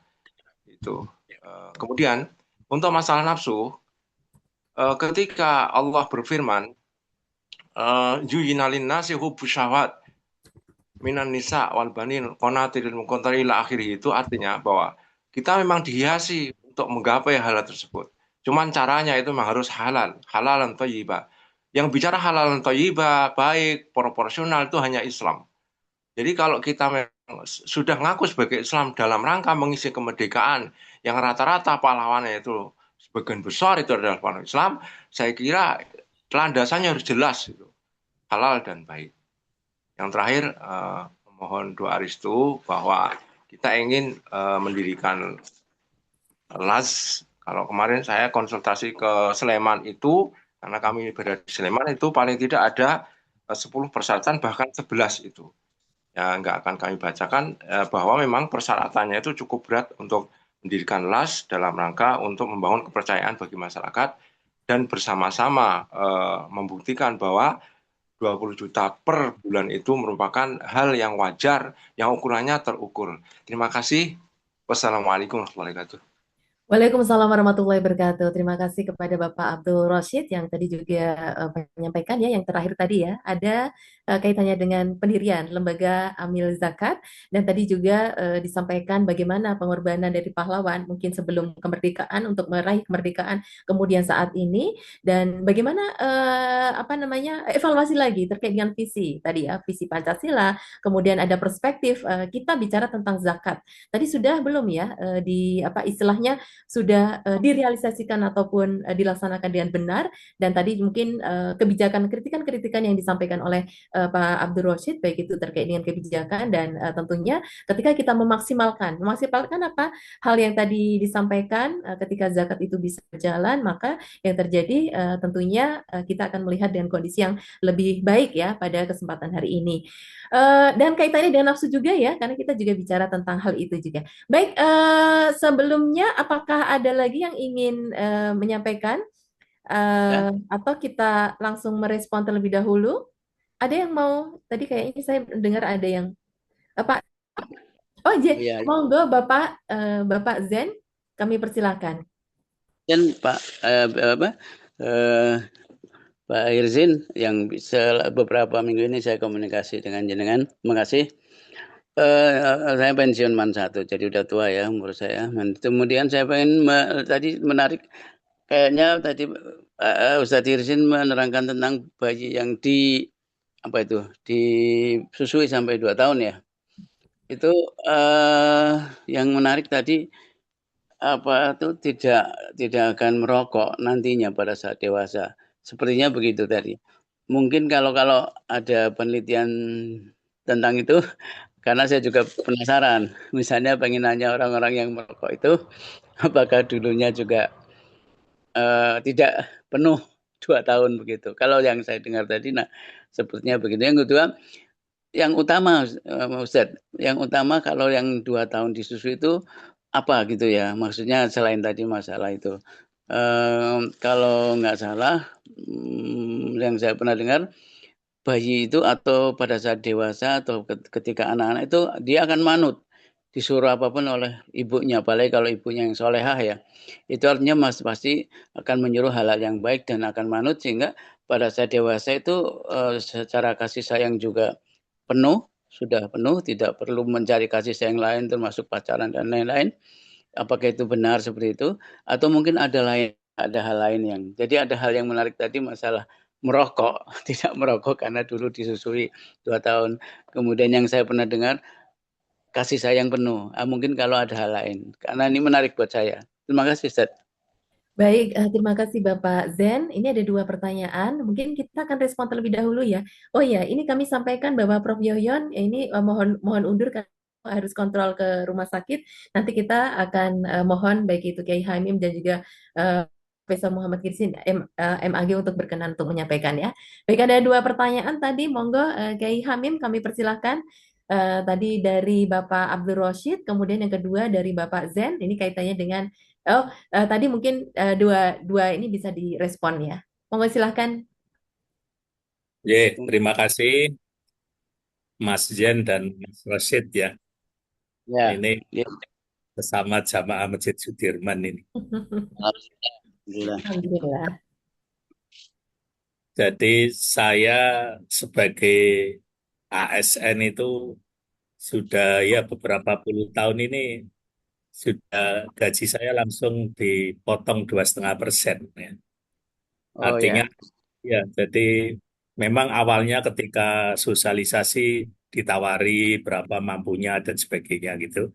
Tapi kalau di Indonesia itu ada kebijakan ASN yang Muslim itu yang rela langsung dipotong 2,5%.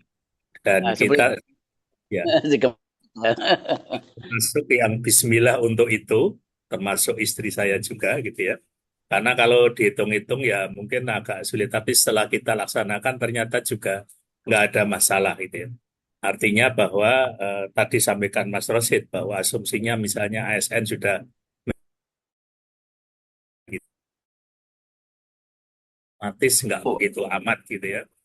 Nah kemudian memang yang jadi persoalan bagi bangsa Indonesia atau bagi umat Islam itu kan memang seharusnya umat Islam itu kan hanya dibagi menjadi dua ya. Artinya mereka yang berkewajiban mengeluarkan zakat namanya muzaki, kemudian yang berhak atas zakat itu namanya mustahik gitu ya.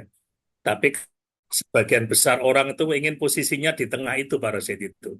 Jadi muzaki juga tidak, mustahik juga tidak, sehingga itu mungkin yang mayoritas. Sehingga kalau misalnya Mas Rosid berkalkulasi harusnya dengan orang Muslim kaya sekian, harusnya tiap tahun akan muncul angka sekian T dan sebagainya, itu kalau idealitas tadi bahwa manusia digolongkan dua kelompok itu bisa berjalan sesuai dengan yang kita idealisasikan gitu ya. Di samping tadi saya sampaikan memang kalau kita melihat di angka kemiskinan di Indonesia itu kan kadang-kadang angka-angka yang muncul kan sesuai dengan kepentingannya apa gitu ya. Kalau nanti untuk adanya apa misalnya jaminan sosial dan sebagainya, orang berlomba-lomba mengatakan dirinya tidak mampu misalnya. Sehingga angka mana yang mau digunakan, maka sekarang ini kan pemerintah sedang berobsesi supaya nanti ada manajemen kependudukan tunggal gitu ya. Sehingga kita begitu melihat KTP seseorang itu sudah langsung melihat segala sesuatunya tentang dia, tapi memang ya in proses lah, artinya tidak bisa langsung gitu ya. Terus yang kedua, tadi katanya dengan pendirian Badan Amal Zakat dan sebagainya, monggo lah, mungkin ada Kementerian Agama yang khusus membicarakan masalah itu. Terus ini yang pengalaman pribadi Mas Zen ya. ya. Jadi saya itu kan istri saya kan dua, ada yang muda, ada yang tua gitu. Jadi istri saya waktu muda itu punya anak tiga. Nah setelah tua tambah anak satu lagi, sehingga anaknya empat gitu. Yang tua, yang anak yang terakhir itu dari istri tua, karena istri saya umurnya sudah di atas 40 gitu. Nah itu akhirnya memang tidak dapat ASI sama sekali ragil saya tuh, karena ibunya sudah tidak keluar ASI gitu. Jadi karena masalah faktor U tadi gitu ya. Jadi ya artinya ada anak saya yang paling kecil memang tidak mengalami ASI dari ibunya karena memang Ya. sudah tidak tidak keluar lagi. Nah, itu istri tua saya gitu ya. Waktu dulu waktu masih muda, waktu jadi istri muda masih lengkap lah. Tapi setelah tua itu ada pengalaman pribadi itu. Nah, Ya. kemudian ya kalau saya lihat ya mungkin yang disampaikan oleh Prof. Muhammad Hirsin nanti perlu kita lihat jurnal-jurnal yang cara seperti itu. Tapi secara teoritis memang ya harusnya begitu ya. Artinya bahwa tuntunan ASI yang 2 tahun itu jelas akan memberikan efek yang positif perkembangan anak. Nah, tinggal nanti bagaimana kajian-kajian itu, logikanya dan sebagainya, karena variabel yang lain yang berpengaruh kan cukup besar lah kitanya. Jadi misalnya kalau ada keterbatasan, tidak bisa menyusukan bayinya, tapi bisa memberikan perhatian pada aspek yang lain. Nah, mungkin itu variabel-variabel itu nanti yang perlu kita cermati juga. Tapi kalau tadi misalnya tawaran dari Mas Zen untuk nanti ada semacam ya penelitian, kemudian bikin jurnal dan sebagainya, mungkin juga sedang saya pikirkan juga untuk bagaimana sebenarnya realitas yang terjadi dengan perintah Allah untuk menyusukan bayi dikenakan 2 tahun itu. Nah, saya kira itu komentar saya, Mbak Putri. Terima kasih. Saya kembalikan. Baik, terima kasih Ibu, pada Kiai Hamim yang sudah memberikan respon. Berikutnya kami persilahkan Prof. Muhammad Kirzin. Monggo, Prof. Apakah masih ada di room, Prof? Atau beliau ada di perjalanan?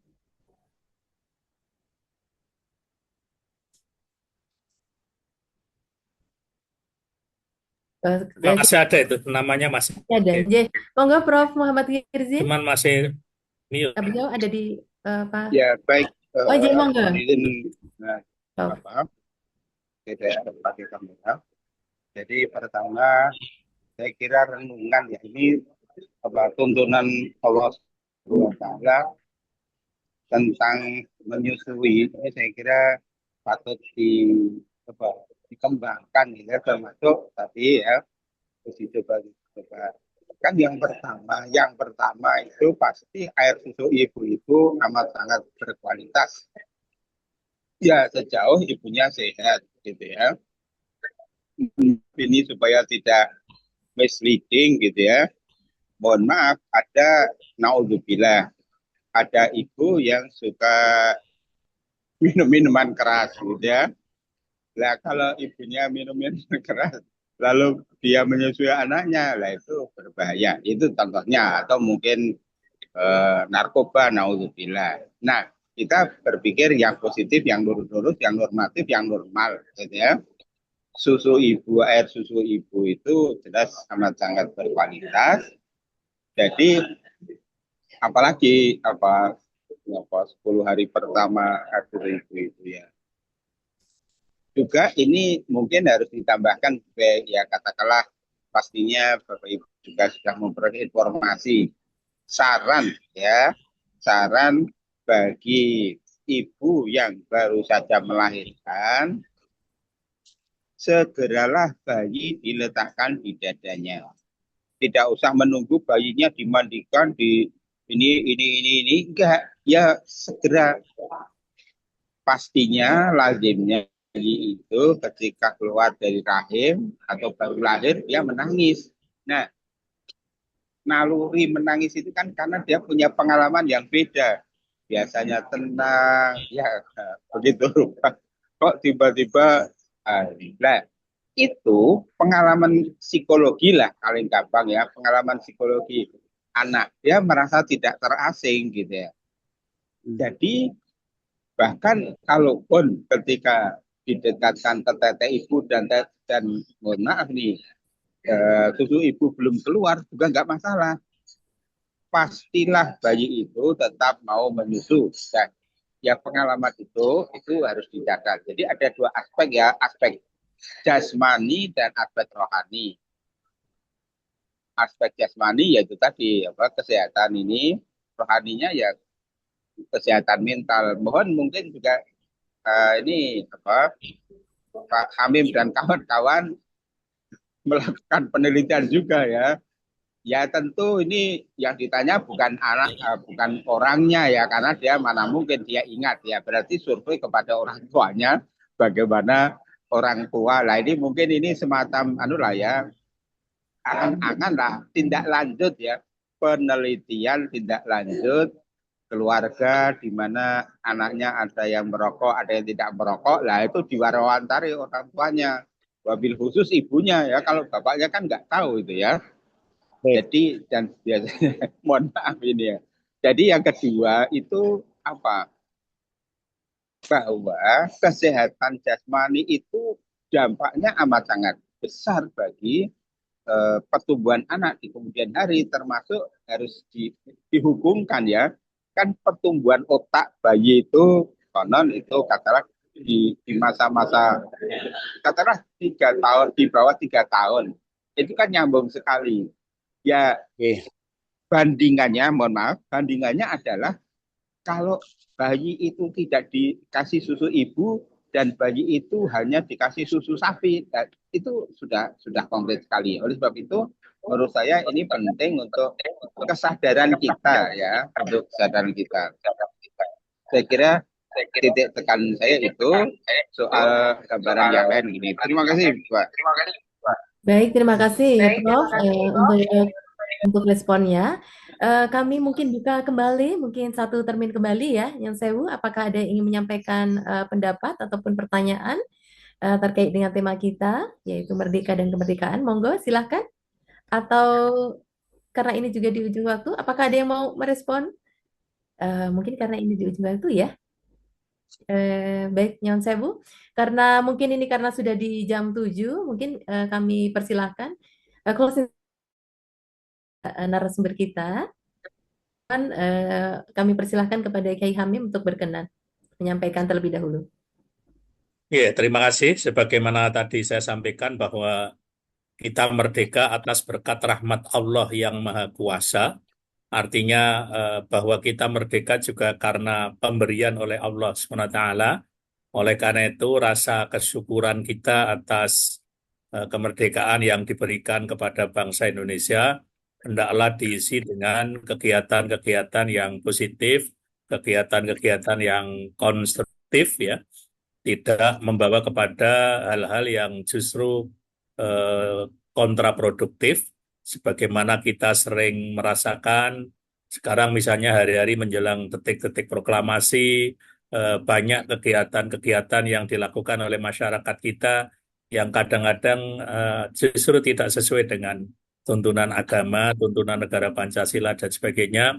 Mungkin perlu dievaluasi kembali sehingga kita betul-betul hanya memberikan kegiatan-kegiatan, aktivitas yang sesuai dengan kehendak dari Tuhan yang Maha Kuasa, dan yang tidak kalah pentingnya bahwa saya sering menyampaikan penyakit yang paling banyak dihadapi oleh bangsa Indonesia adalah penyakit distrust, rasa saling tidak percaya antar komponen bangsa, sehingga akan dimulai dari mana kita membangun trust itu, termasuk barangkali mungkin ketika anak-anak kita dari balita itu sudah sejak di PAUD, sejak di TK mungkin ditanamkan nilai-nilai kejujuran, nilai-nilai kepercayaan, dan seterusnya. Oleh karena itu semuanya memang bisa kita kembalikan kepada semangat awal bahwa kita merdeka di bulan Ramadan, kita merdeka di bulan perjuangan, sehingga haruslah diisi dengan nilai-nilai yang positif, nilai-nilai yang ilahiyah, dan juga saling bisa membatasi untuk kecenderungan hedonistik yang semakin melebar di masyarakat gitu ya, termasuk masyarakat yang sangat kapitalisme. Itu saya kira harus kembali kepada rel yang benar, kembali kepada jalan Allah untuk mensyukuri kemerdekaan sesuai dengan yang dicita-citakan para pendiri Republik ini, yang sudah barang tentu untuk mendapatkan masyarakat Indonesia yang baldatun thayyibatun warabun ghafur. Terima kasih Mbak Putri. Baik, terima kasih kepada Kiai Hamim untuk closing statement. Untuk berikutnya kami persilakan kepada Profesor Muhammad Firzin. Monggo, Prof.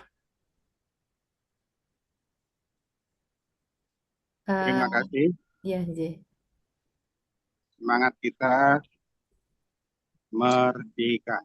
Mari kita merdekakan diri kita, keluarga kita, masyarakat kita, bangsa Indonesia dari penjajahan hawa nafsu.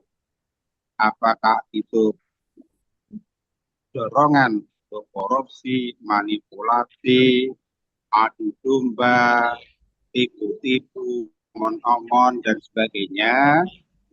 Pesan kita kepada wakil-wakil rakyat, silakan dengarkan suara-suara rakyat, apakah menyangkut MPD, apa menyangkut koperasi Desa Merah Putih, apa menyangkut sekolah rakyat, apa menyangkut Universitas Republik Indonesia, dan lain-lainnya. Mohon para wakil rakyat itu mendengarkan keluhan rakyat. Dan Pak Presiden, kami rakyat Indonesia, karena ada elemen-elemen yang berusaha atau mengikhtiarkan untuk perbaikan Republik ini, salah satu poin yang amat sangat penting adalah kembali ke UUD 1945. Jadi permohonan kami, mohon Pak Presiden berkenan mengeluarkan dekret kembali ke UUD 1945. Insya Allah Indonesia akan menjadi lebih baik, dan lebih baik. Terima kasih. Assalamualaikum warahmatullahi wabarakatuh. Waalaikumsalam warahmatullahi wabarakatuh. Matur nuwun sangat kepada Profesor Muhammad Kirizin MAG yang juga sudah memberikan closing statement pada kesempatan hari ini. Pemaparan luar biasa yang sudah disampaikan oleh tiga kiai kita ataupun narasumber kita pada kesempatan hari ini memberikan satu motivasi atau dukungan untuk kita semuanya agar kita untuk semangat dalam mengisi kemerdekaan tentunya. Dan kalau kita bicara tentang takbir, menjadi pengingat agar manusia tidak diperbudak oleh algoritma, karena kita bicara tentang bagaimana tren, bagaimana iklim global, dan tentunya kita bicara tentang bagaimana menjadikan Allah itu sebagai orientasi utama kehidupan. Selain itu, ketika kita bicara tentang kemerdekaan sejati, tentu dimulai dari diri sendiri. Perjuangan kemerdekaan seperti yang disampaikan oleh narasumber kita, bahwa bangsa telah diwariskan oleh para pahlawan melalui pengorbanan jiwa dan raga. Dan kini tugas kita semuanya, setiap individu adalah melanjutkan perjuangan tersebut dengan memerdekakan dirinya dari belenggu hawa nafsu. Tapi ingat bahwa nafsu itu bukan berarti kita tidak boleh ya. Tadi bagaimana terkait dengan pengendalian. Tadi Prof.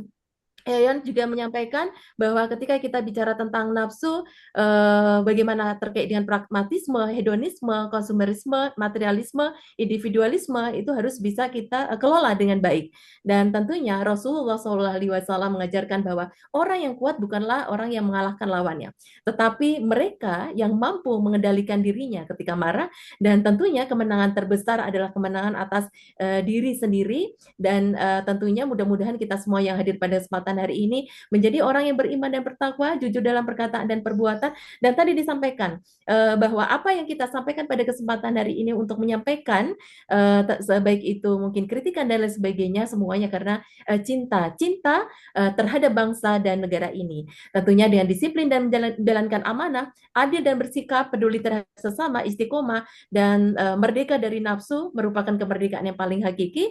Dan mari kita bebaskan manusia dari penjajahan, maka dengan takbir membebaskan hati dari penjajahan hawa nafsu. Momentum ini mari kita jadikan menjadi pengingat bahwa perjuangan tentunya belum selesai. Kita masih memiliki tugas besar untuk memerdekakan diri kita sendiri, baik itu terkait dengan keserakahan, malas, benci, kemudian berbagai bentuk yang nantinya terkait dengan penyimpangan moral. Dan mudah-mudahan kita semuanya menjadi pribadi-pribadi yang mampu meraih kemerdekaan batin melalui iman, takwa, dan pengendalian diri. Tentunya di Akademi Hikmah Kuliah Subuh pada kesempatan hari ini, mudah-mudahan terwujud integritas bangsa yang berkeadilan dan juga peradaban yang mendapatkan rahmat dari Allah Subhanahu wa Ta'ala. Baik, jamaah kuliah subuh yang dirahmati oleh Allah, nanti untuk kesempatan kali ini juga akan ditutup oleh Ustadz Hidayat. Ustadz Hidayat, matur nuwun sangat, tapi saya ingin sampaikan kembali ucapan terima kasih kepada tiga narasumber kita yang sudah memberikan pemaparan yang luar biasa, yaitu Profesor Emeritus Dr. Yayan Suryono MS, Rektor Universitas DPIP Majalengka Jawa Barat tahun 2025-2026, dan beliau adalah Guru Besar dari Universitas Negeri Jakarta. Kemudian terima kasih kepada Kiai Haji Dr. Hamid Zarkasi Putra MSI, Ketua Dewan Pakar Komnastik Daerah Istimewa Yogyakarta. Terima kasih juga kepada Profesor Dr. Muhammad Kirizin MAG, Guru Besar Bidang Ilmu Tafsir Al-Quran UIN Sunan Kalijaga. Matur nuwun sangat kepada Ustadz Hidayat juga. Dan Anda bisa menyimak kegiatan ini tentu melalui Zoom dan live YouTube. Dan kegiatan ini diselenggarakan oleh Akademi Hikmah, didukung oleh UP45 STIAN Yogyakarta, PSPIK UNY, UTY FM Medari, Rumah Sambil Quran Idaman Islami, Universitas Madani, Parmusi, STI Hamfara. Dan terima kasih, kita tutup dengan membaca hamdalah bersama-sama. Alhamdulillah. Kami persilakan Ustadz Hidayat. Ya, terima kasih Mbak Budi yang telah memimpin acara kuliah subuh pagi hari ini dengan baik. Dan marilah kita tutup dengan satu pertanyaan refleksif menurut saya. Apakah kita sudah benar-benar merdeka? Kemerdekaan fisik belum menjamin kemerdekaan batin. Saya pikir itu pertanyaan yang terakhir, dan terima kasih. Dan Mari kita tutup dengan bacaan hamdalah yang kedua kalinya. Alhamdulillah. Alhamdulillahirabbil alamin. Taufik Matur nuwun walhidayah. sangat. Jadi, Warahmatullahi wabarakatuh. Waalaikumsalam warahmatullahi wabarakatuh. Matur nuwun sangat Kyai sedaya, matur nuwun sangat Ustaz Tri, Ustaz Abdul sedaya, ada Tur, Prof Mir, sedaya Bapak Ibu yang sudah rawuh. Matur nuwun sangat. Tutup. Oke.